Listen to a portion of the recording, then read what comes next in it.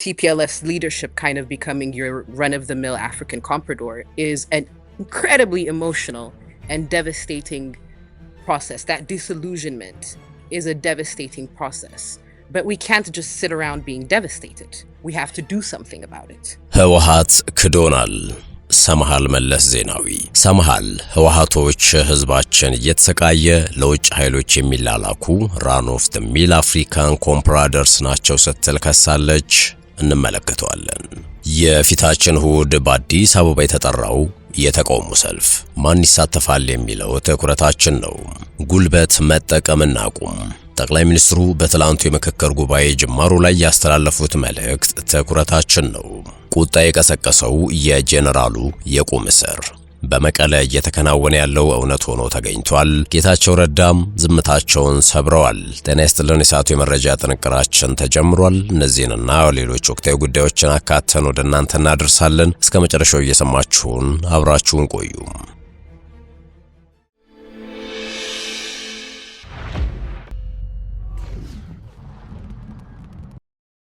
ህወሓት ክዶናል።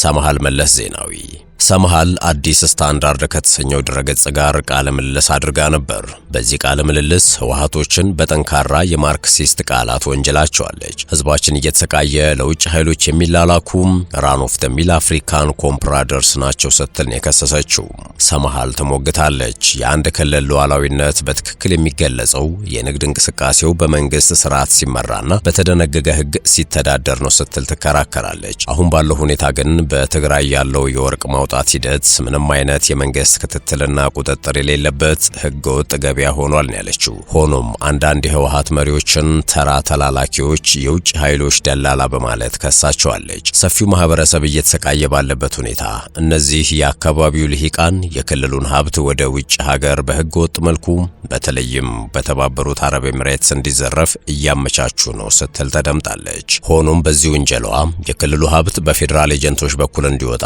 የህወሓት ወታደሮች እየሰሩ ነው ብላለች። ነገር ግን ብሔራዊ ባንክ የሀገሪቱን የወርቅ ማዕድን የመሰብሰብና በፍትሃዊ ክፍፍል የሀብት ተጠቃሚነትን የማረጋገጥ ስልጣን እንዳለው እየዘነጋ ትንታኔ ሰጥታለች። ሰምሃል ይህንን ዝርፊያ ወይንም ህገወጥ የኢኮኖሚ እንቅስቃሴውን እንደ ዘና ማይኒንግ የኤፈርት ኩባንያ ነው እንደርሱ ባሉ መደበኛ ተቋማት በኩል መሆን ከሚገባው አሰራር ጋር ታነጻጽራለች። የወርቅ ማዕድን ቁፋሮ ለህዝብ ታክስ በሚከፈልበት መልኩ እንዲከናወን የአካባቢው ተፈጥሮን ከአደገኛ ኬሚካሎች እንዲጠብቅና የውጭ ምንዛሬን ከማከማቸት ይልቅ ግልጽ በሆነ መንገድ እንዲሰራ ጥብቅ የመንግስት ቁጥጥር እንደሚያስፈልገው ነው የሞገተችው። ሌላኛው ሰምሃል በዚህ ህገወጥ አሰራር ውስጥ ስላሉ አሰቃቂ የሰው ልጅ ዋጋም እጅግ ልብ የሚሰብር ነጥብን አንስታለች። በእነዚህ ቁጥጥር በሌላቸው የወርቅ ማዕድናት ውስጥ የሚሰሩት አብዛኞቹ የሰራተኛ ኃይሎች በጥሬው ከትግራይ ጄኖሳይድ የተረፉ ስትል የገለጸቻቸው ሴቶች መሆናቸውን ትናገራለች። ይህ ህወሓት ህዝብ የካደበት አንዱ ተግባር ነው በማለት እነዚህ ሴቶች እንደ ምርኮኛ የሥራ ኃይል ተይዘው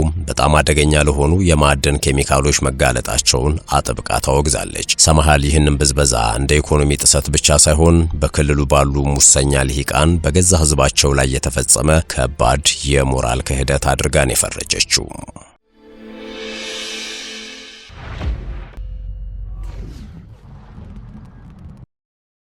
ጠቅላይ ሚኒስትር አብይ አህመድ በኢትዮጵያ ታሪክ ውስጥ ደጋግሞ የሚታየውንና በኃይለ ቃል ጀምሮ በኃይል እርምጃ የሚደመደም የፖለቲካ ስብራት ለአንዴና ለመጨረሻ ጊዜ ማቆም ይገባል ሲሉ ተናግረዋል። በሀገራዊ ምክክር ጉባኤ መክፈቻ መድረክ ላይ ንግግር ያደረጉት ጠቅላይ ሚኒስትሩም በቀጣዮቹ ሳምንታት ከ4000 በላይ ተሳታፊዎችን የሚያሳትፈው የሀገራዊ ምክክር ጉባኤ ኢትዮጵያ በገዛ እጇ አዲስ ታሪክ የምትጽፍበት የብዕርና የብራና ታሪካዊ አጋጣሚ ነው፣ በቀላሉ የማይደገምና በኢትዮጵያ ዘመናዊ ታሪክ ግዙፍ ዓላማ ያለው መድረክ ነው ሲሉ ተናግረዋል። አንዳንድ አጋጣሚዎች ከታሪክ ብዕርና ብራና ፊት ያቆሟቸዋል።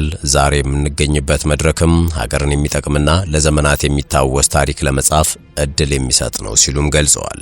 የኢትዮጵያ ፖለቲካ በኃይለ ቃል ተጀምሮ በኃይል እርምጃ የሚደመደምበትን አዙሪት በንግግርና በውይይት የመተካት ወቅት ላይ እንደተደረሰም ገልጸው ፈተናዎችን ወደ መልካም አጋጣሚዎች በመቀየር ሰላማዊ የስልጣን ሽግግር ባህልን ማጠናከር እንደሚገባ አስረድተዋል። ተወያዮች ከአካባቢያቸው ወጥተው ለኢትዮጵያ ለዛሬ ሳይሆን ለነገም ለራሳቸው ሳይሆን ለልጆቻቸው እንዲመክሩም ጥሪ አቅርበዋል። የተለያዩ ማህበረሰቦች የሚያነሱትን ጥያቄ በማድመጥና ማንም ሳይጎዳ በጋራ መጠቀም የሚያስችሉ መፍትሄዎችን መፈለግ የምክክሩ ስኬት መሰረት እንደሚሆን ገልጸዋል። ለኔ ሳይሆን ለኛ፣ ለሰፈሬ ሳይሆን ለኢትዮጵያ ማለትን ከቻልን ይህ ምክክር ፍሬያማ ይሆናል ሲሉም አሳስበዋል። ጠቅላይ ሚኒስትር አብይ ለቀጣዩ ትውልድ የሚተርፍ የሰላም የተስፋና የመደማመጥ ባህል መገንባት የሁሉም ኃላፊነት መሆኑን ጠቅሰው በሀገር ውስጥ በሚደረጉ ውይይትና በይቅርታ ችግሮችን በመፍታት ኢትዮጵያን ከውጭ ጣልቃ ገብነት መጠበቅ እንደሚቻል ገልጸዋል።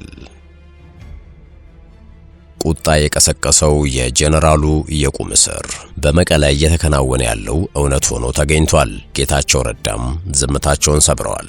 የቀድሞ የትግራይ ጊዜያዊ አስተዳደር ፕሬዝዳንት አቶ ጌታቸው ረዳም በትግራይ ክልል ጉብኝት ላደረጉት በኢትዮጵያ የአሜሪካው አምባሳደር ኤርቪን ማሲንጋ ምስጋና አቅርበዋል። በአንጻሩ አምባሳደሩ ከጄኔራል ታደሰ ወረደ ጋር በአካል እንዳይገናኙ መከልከላቸውን በጽኑ ኮንነዋል። አቶ ጌታቸው ረዳ በማህበራዊ ትስስር ገጻቸው ባስተላለፉት ይፋዊ መልእክት አምባሳደር ማሲንጋ በክልሉ ሰላማዊ ተሳትፎ እንዲሰፍንና ሰዎችን ወደ ምክንያታዊነት ለመመለስ እያደረጉት ያለውን ቀጣይነት ያለው ጥረትን አድንቀዋል። አምባሳደሩ በትግራይ ከሚገኙ የተለያዩ የፖለቲካ ኃይሎች፣ የሲቪል ማህበራት ቡድኖችና የህብረተሰብ መሪዎች ጋር ያደረጉት ውይይትም የሚደነቅ መሆኑን ገልጸዋል። አቶ ጌታቸው በክልሉ ውስጥ ያለውን ተቀናቃኝ የፖለቲካ ቡድን ወይም ህወሓትን ሴረኛ ቡድን ሲሉ የገለጹት ሲሆን ቡድኑ መላውን የትግራይ ህዝብ ታጋሽ በማድረግ ከፌዴራል መንግስትና ከዓለም አቀፉ ማህበረሰብ ጥቅሞችን ለመጭመቅ እያደረገ ያለው አደገኛ የጠርዝ ጨዋታ ምንም አይነት ፍሬ ሊያፈራ እንደማይችል አስገንዝበዋል። እንዲህ አይነቱን ቡድን ማቆላመጥና ማባበል ዋጋ የለውም ብለዋል። አምባሳደር ማሲንጋ ከጄኔራል ታደሰ ወረደ ጋር በአካል ተገናኝተው እንዳይወያዩ መከልከላቸውን ይፋ ያደረጉት አቶ ጌታቸው ይህ አይነቱ ገዳም እያንዳንዱን ፖለቲካዊ እንቅስቃሴ ወደ እገታ ድርድር የሚቀየር የሴረኛ ቡድን የተለመደ መገለጫ ነው ሲሉ ወቅሰዋል። ድርጊቱም ፈጽሞ የሚጠበቅ እንጂ የማይገርም መሆኑን ጠቁመዋል። ከወደ ህዳሴ ግድብ የተሰማው መረጃ እንመልከት። በህዳሴ ግድብ ንጋት ሐይቅ እየተመረተ ያለው የአሳ ምርት እየጨመረ መምጣቱ ተሰምቷል። የቤንሻንጉል ጉሙዝ ክልል ግብርና ቢሮ በህዳሴ ግድብ ንጋት ሐይቅ በ2018 በጀት ዓመት 11367 ቶን አሳ መመረቱን አስታውቋል። ቢሮው በበጀት ዓመቱ 9665 ቶን አሳ ለማምረት ታቅዶ እንደነበር ገልጾ ከእቅድ በላይ 11367 ቶን አሳ ማምረት ተችሏል ብሏል። የቤንሻንጉል ክልል የአሳ ልማት ባለሙያ አቶ ቡሸን ፉፋ ነገሩኝ ሲል ብስራት ራዲዮ እንደዘገበው የተገኘው ውጤት ከእቅዱ አኳያ ከፍተኛ ብልጫ ያለው ነው። የወጣቶችና የባለ ሀብቶች ቅንጅት ለምርቱ መጨመር ወሳኝ ድርሻ እንደነበረው ያስረዱት አቶ ቡሽን በግድቡ አካባቢ 88 ማህበራት ተደራጅተው እስካሁን 46 ማህበራት ስራ መጀመራቸውን አስረድተዋል። በማህበራቱ ውስጥ 1531 አባላት መኖራቸውንም ገልጸዋል። ሌሎቹ በአቅም ማነስ ምክንያት ወደ ስራ ለመግባታቸውን ባለሙያው ጠቅሰው በቅርብ ጊዜያት በግሉ ዘርፍና በመንግስት ጥረት አቅማቸውን አጠናክረው ወደ ስራ እንዲገቡ እየተደረገ እንደሚገኝ ተናግረዋል። በተጨማሪም ከንጋት ሐይቅ እየተመረተ ያለው የአሳ ምርት ከጊዜ ወደ ጊዜ እየጨመረ ይገኛል ተብሏል። ላብነትም በ2017 ዓመት 5893 ቶን፣ በ2018 ደግሞ 11367 ቶን የአሳ ምርት መመረት መቻሉን አቶ ቡሽን ጨምረው ገልጸዋል። የሸገር ታይምስ ነው። የሰዓቱ የመረጃ ጥንቅራችን እንደቀጠለ ነው። የፊታችን እሁድ በአዲስ አበባ የተጠራው የተቃውሞ ሰልፍ በአዲስ አበባ ከተማ ለመጪው ሐምሌ 11 ቀን 2018 ዓ.ም የተጠራውና በሕገ ወጥ ወታደራዊ መልመላ እንዲሁም በሰላማዊ ዜጎች ስር ላይ ያተኮረው የተቃውሞ ሰልፍ የመንግስትን ፈቃድ ማግኘቱንና በከተማው የሚገኙ በርካታ የትግራይ ተፈናቃዮችም በሰልፉ ላይ እንደሚሳተፉ የሰልፉ አስተባባሪዎች መናገራቸውን አዲስ ማለዳ ዘግቧል። የስምረት ፓርቲን ጨምሮ ሌሎች የፖለቲካ ኃይሎችን ያካተተው የትግራይ ሰላምና የለውጥ ምክር ቤት የጠራው ሰልፍ በትግራይ ክልል እየተፈጸመ ነው ያሉትን ወታደራዊ አፈሳን ለማውገዝ የታሰሩ እናቶችንና ገበሬዎችን ድምጽ ለማሰማት እንዲሁም ለአዲስ አበባ ተፈናቃዮች ተገቢው ድጋፍ እንዲደረግ ለመጠየቅ ያለመ መሆኑ ተገልጿል። የስምረት ፓርቲ ጽህፈት ቤት የሚዲያና ኮሚኒኬሽን ኃላፊ ሀለፎም ምራ ነገሩኝ ሲል አዲስ ማለዳ እንደዘገበው የሰልፉ ዋና ዓላማ በትግራይ ክልል ህጋዊ ያልሆነ አዋጅን መነሻ በማድረግ በወጣቶች ላይ እየተፈጸመ ያለውን አስገዳጅ ወታደራዊ መልመላና ያለ አግባብ የታሰሩ እናቶች የወጣቶችንና ገበሬዎችን በደል ለዓለም አቀፉ ማህበረሰብ ይፋ ማድረግ ነው። በተጨማሪም የኢትዮጵያ ብሔራዊ ምርጫ ቦርድ እውቅና የነፈገው የህወሓት ቡድን የፕሪቶሪያው ስምምነት ፈርሷል በሚል እያከናወነ ያለውን ተግባር ለማውገዝ የፌዴራል መንግስት የበኩሉን ኃላፊነት እንዲወጣ ለመጠየቅና በጦርነት ምክንያት ተፈናቅለው አዲስ አበባ የሚገኙ የትግራይ ተወላጆች አስፈላጊውን ሰብአዊ ድጋፍ እንዲያገኙ ለማስቻል እንደሆነ ኃላፊው አስረድተዋል። በትግራይ ክልል ውስጥ የሚፈጸመው እስርና ወከባም በሰልፈኞች ላይ የስነ ልቦና ፍርሃት ሊፈጠር እንደሚችል ቢታሰብም ጦርነቱን ሸሽቶ ወደ አዲስ አበባ የመጣው ተፈናቃይ ማህበረሰብ ግን በሰልፉ ላይ በከፍተኛ ቁጥር ይሳተፋል ተብሎ እንደሚጠበቅ አስተባባሪዎቹ አመልክተዋል። የተቃውሞ ሰልፉን ለማድረግ ከ15 ቀናት በፊት የወሰነን ቢሆንም ከሚመለከተው አካል ፈቃድ እስኪሰጠን ስንጠባበቅ ቆይተን አሁን ላይ ፈቃድ በማግኘታችን እንቅስቃሴያችንን ይፋ አድርገናል ብለዋል። አለፉም የህወሓት ቡድን ከራሱ የተለየ የፖለቲካ አቋም የሚያራምዱ ወገኖችን ሁሉ እንደ ጠላት እንደሚመለከት የጠቀሱት ኃላፊው በክልሉ ያለው ሁኔታ አልመች ብሎት ወደ አዲስ አበባ የሚመጣውን ዜጋ ሁሉ እንደ ባንዳና እንደ ጠላትን የሚቆጥሩት እነሱ ብቻ ትክክለኛና ጀግና መስለው ይታያቸዋል ሲሉ ወቅሰዋል። የሰልፉ ዋና ዓላማ የህወሓትን አምባገነናዊ አካሄድ ማውገዝ መሆኑንም አስረግጠው ገልጸዋል።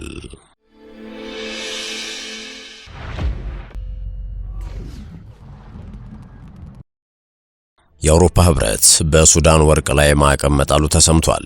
የአውሮፓ ህብረት ምክር ቤት የሀገሪቱን የጦርነት ኢኮኖሚ ለማዳከምና የቀጠለውን ግጭት የገንዘብ ምንጭ ለመቀነስ ከሱዳን የሚመጣን ወርቅ መግዛት፣ ማስገባት ወይም ማስመጣት አሊያም ማጓጓዝ ላይ ነው ማዕቀብ የጣለው። ማዕቀቡ ከሱዳን የሚመጣን ወርቅ መግዛት፣ ወደ ሀገር ማስገባት ወይም ማጓጓዝ ላይ የተጣለ ሙሉ እገዳ ሲሆን ለወርቅ ማዕድን ማውጣትና ማጣራት ሂደት ውስጥ በስፋት ጥቅም ላይ የሚውሉትን ሜርኩሪና ሲያይናይድ ኬሚካሎችን ለሱዳን መሸጥ፣ ማቅረብ፣ ማስተላለፍ ወይም መላክ ይከለክላል። ከዚህ በተጨማሪ ከወርቅና ከነዚህ ኬሚካሎች አቅርቦት ጋር የተያያዙ ቴክኒካዊ ገዛ፣ የፋይናንስ ድጋፍ ማድረግ ህብረቱ አግዷል። ውድ የሸገር ታይምስ ቤተሰቦች የሰዓቱ ዜናችን አበቃ።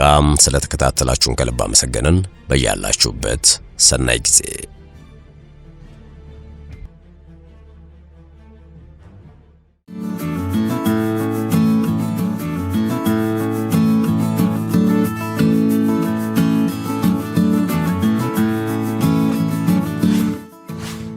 ሸገር ታይምስ ሚዲያን ሰብስክራይብ በማድረግና ደወሉን በመጫን ይከተሉን።